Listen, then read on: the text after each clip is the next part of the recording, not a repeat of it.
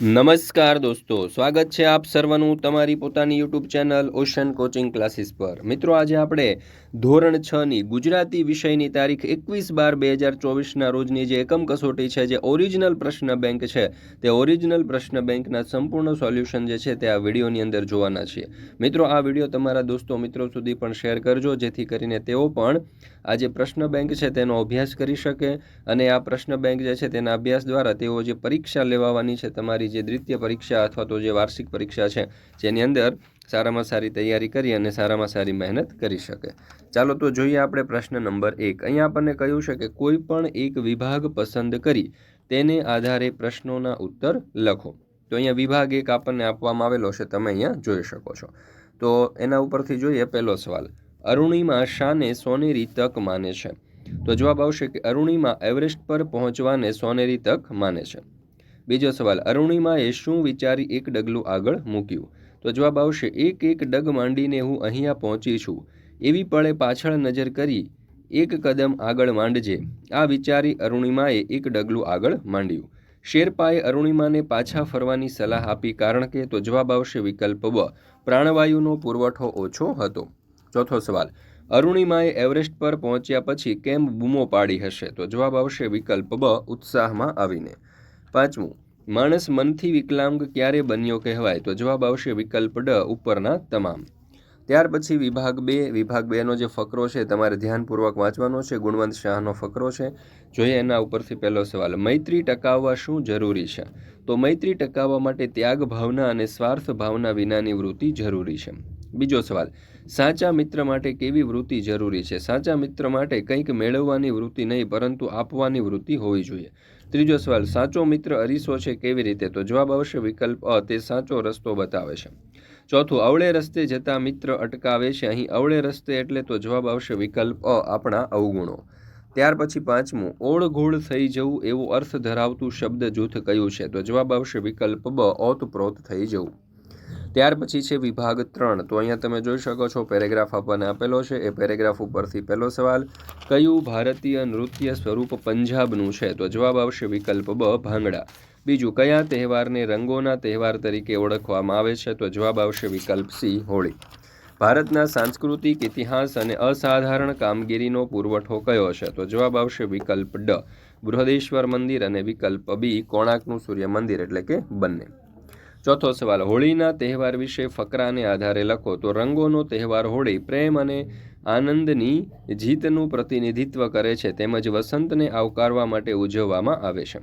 પાંચમું, દિવાળીનો તહેવાર શા માટે ઉજવવામાં આવે છે? તો દિવાળી ભગવાન રામના અયોધ્યા પાછા ફરવાના પ્રસંગે ઉજવવામાં આવે છે। આ તહેવાર પ્રકાશ અને જ્ઞાન માટે છે, અને તે ભય અને અજ્ઞાનતાના અંધકારમાંથી પ્રકાશ અને જ્ઞાન તરફ લાવવાનો પ્રયાસ છે। ત્યાર પછી છે પ્રશ્ન નંબર 2। અહીંયા આપણને કહ્યું છે કે આડાઅવળા થઈ ગયેલા જે વાક્યો છે તેને યોગ્ય રીતે ગોઠવી અને અર્થસભર વાક્યો બનાવવાના છે, જેના કુલ 5 માર્ક્સ છે। એમાં વિભાગ 1, એમાં પહેલું, અભિમન્યુની આવ્યા પછી શિબિરમાંથી બધા બહાર। તો જવાબ આવશે કે અભિમન્યુના આવ્યા પછી શિબિરમાંથી બધા બહાર આવ્યા। હું આ પદ્મવ્યૂહ શકીશ ભેદી કાકાશ્રી। તો જવાબ આવશે કાકાશ્રી, હું આ પદ્મવ્યૂહ ભેદી શકીશ। છું દ્રોણને હું જાણું। તો જવાબ આવશે કે હું દ્રોણને જાણું છું। મારી માના મોટી લીધી છે લઈ આશીર્વાદ મેં। તો મેં મારી માના આશીર્વાદ લીધા છે। ત્યાર પછી પાંચમું, ડગલું આવ્યો એક અભિમન્યુ આગળ। તો અહીંયા જવાબ આવશે અભિમન્યુ એક ડગલું આગળ આવ્યો। અહીંયા તમે જોશો તો જવાબ આવશે કે મેં મારી, અહીંયા ત્યાર પછી છે કે મોટી માના આશીર્વાદ લીધા છે। તો અહીંયા જવાબ આવશે કે મેં મારી મોટી માના આશીર્વાદ લીધા છે। ચાલો ત્યાર પછી આપણે આગળ જોઈએ વિભાગ 2। એમાં પહેલું, ઉત્સાહમાં કર્યો દુર્યોધને શંખનાદ આવી। તો ઉત્સાહમાં આવી દુર્યોધને શંખનાદ કર્યો। આનંદ ન ટક્યો દ્રૌપદીનો સમય લાંબો। તો દ્રૌપદીનો આનંદ લાંબો સમય ટક્યો નહીં। કરી દ્રોણે રચના પદ્મવ્યૂહની છે। તો દ્રોણે પદ્મવ્યૂહની રચના કરી છે। તારા હત્યારા પુત્રના અમે છીએ। તો અમે તારા પુત્રના હત્યારા છીએ। દ્વારે શ્રી કૃષ્ણ શાંત શિબિરના રહ્યા ઊભા। તો શ્રી કૃષ્ણ શિબિરના દ્વારે શાંત ઊભા રહ્યા। ત્યાર પછી છે વિભાગ 3। તમામ દ્રોણે એક બાજુ યુદ્ધના મૂક્યા નિયમો। તો દ્રોણે યુદ્ધના તમામ નિયમો એક બાજુ મૂક્યા।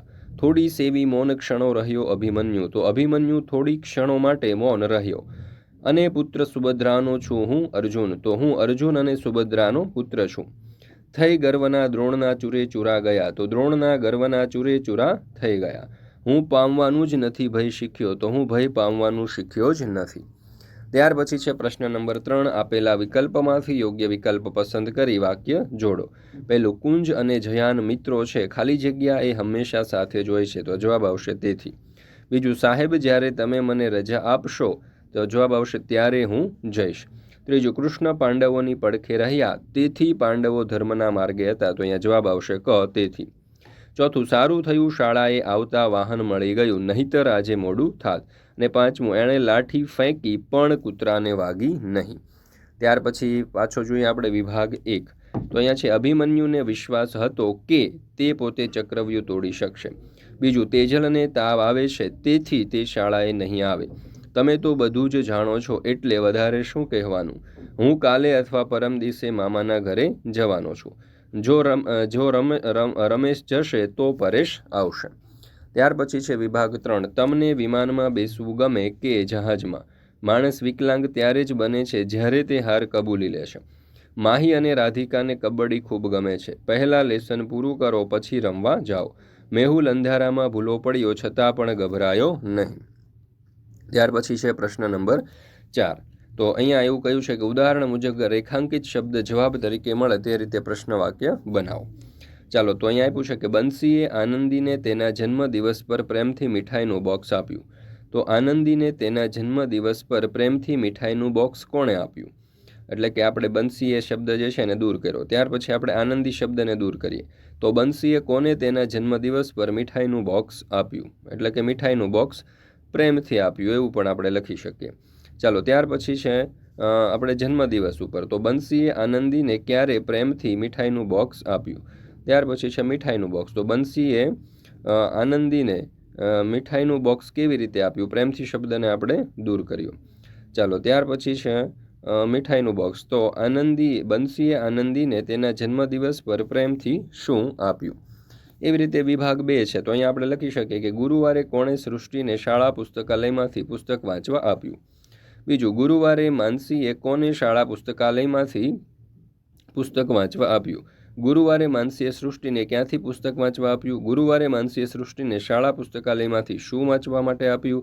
અને પાંચમું કે ગુરુવારે માનસીએ સૃષ્ટિને શાળા પુસ્તકાલયમાંથી પુસ્તક શા માટે આપ્યું? એવી રીતે ત્રીજું, એમાં નરસિંહ મહેતા જૂનાગઢના દામોદર કુંડમાં વહેલી સવારે નાહવા જતા હતા. તો જુઓ, સર્વપ્રથમ આપણે જોઈએ તો નરસિંહ મહેતા જૂનાગઢના દામોદર કુંડમાં વહેલી સવારે શું કરવા જતા હતા? તો નાહવા શબ્દ આપણે દૂર કર્યો. ત્યાર પછી કોણ જૂનાગઢના દામોદર કુંડમાં વહેલી સવારે નાહવા જતા હતા? ત્રીજું, નરસિંહ મહેતા ક્યાંના દામોદર કુંડમાં વહેલી સવારે નાહવા જતા હતા? ચોથું, નરસિંહ મહેતા જૂનાગઢના કયા કુંડમાં વહેલી સવારે નાહવા જતા હતા? અને પાંચમું, નરસિંહ મહેતા જૂનાગઢના દામોદર કુંડમાં ક્યારે નાહવા જતા હતા? ત્યાર પછી છે પ્રશ્ન નંબર 5. એમાં વિભાગ 1. પહેલું, બાપરે કેવું અંધારું? તો જવાબ આવશે વિકલ્પ ડ, ડર. બીજું, બિચારું ગલુડિયું કેટલા દિવસથી ભૂખ્યું હશે? તો જવાબ આવશે વિકલ્પ બ, દયા. ત્રીજું, ખબરદાર જો કોઈ આ બચ્ચાને માર્યું છે? તો જવાબ આવશે વિકલ્પ અ, કરુણા. ચોથું, અરુણિમાએ દિવ્યાંગતાને પડકારી એવરેસ્ટ સર કર્યું? તો જવાબ આવશે વિકલ્પ ક, સાહસ. પાંચમું, કદાચ કૌરવો છળ કરીને અભિમન્યુને મારી નાખશે તો અહીંયા જવાબ આવશે વિકલ્પ ડ, સંચય. ત્યાર પછી છે વિભાગ 2. પેલું, અભિમન્યુ આખું પદ્મવ્યૂહ ભેદીને વચ્ચોવચ્ચ પહોંચી ગયો? તો જવાબ આવશે વિકલ્પ ક, સાહસ. બીજું, હું ઉત્તરાયણના દિવસે પક્ષીઓ ઉડતા હશે ત્યાં સુધી પતંગ નહીં ચગાવું? તો જવાબ આવશે વિકલ્પ અ, કરુણા. ત્રીજું, અભિમન્યુનો નશ્વર દેહ જોઈ અર્જુન કશું બોલી શકવાની સ્થિતિમાં ન હતો? તો અહીંયા જવાબ આવશે શોક. ત્યાર પછી ચોથું, બાપરે હું આ નદીમાં નહીં નહાવું? તો અહીંયા જવાબ આવશે વિકલ્પ ક, ગભરાટ. પાંચમું, હે વાઘ ગામમાં આવી ગયો? તો અહીંયા જવાબ આવશે આશ્ચર્ય. ત્યાર પછી છે વિભાગ 3. પેલું, મમ્મી પરીક્ષામાં હું પહેલા નંબરે પાસ થયો? તો જવાબ આવશે વિકલ્પ ડ, આનંદ. બીજું, જો આઘો જા અહીંથી, મને ફરીથી તારું મોં ન બતાવતો? તો જવાબ આવશે ગુસ્સો. ત્રીજું, યુધિષ્ઠિર મોટા અવાજે રડી પડ્યો? તો જવાબ આવશે શોક. દીકરા બહુ ઉજાગરા ન કર, બીમાર પડી જઈશ? તો જવાબ આવશે વહાલ. અને દુર્યોધન પુત્રના મૃત્યુથી લાલચોળ થઈ ગયો? તો અહીંયા જવાબ આવશે ક્રોધ. મિત્રો, અહીંયા આપણે આજે એકમ કસોટી છે તેનું આજે ઓરિજિનલ પ્રશ્ન બેંક છે તે પૂર્ણ કરીએ છીએ. ફરી મળીશું આપણે એક નવી એકમ કસોટીની ઓરિજિનલ પ્રશ્ન બેંકના સંપૂર્ણ સોલ્યુશન સાથે.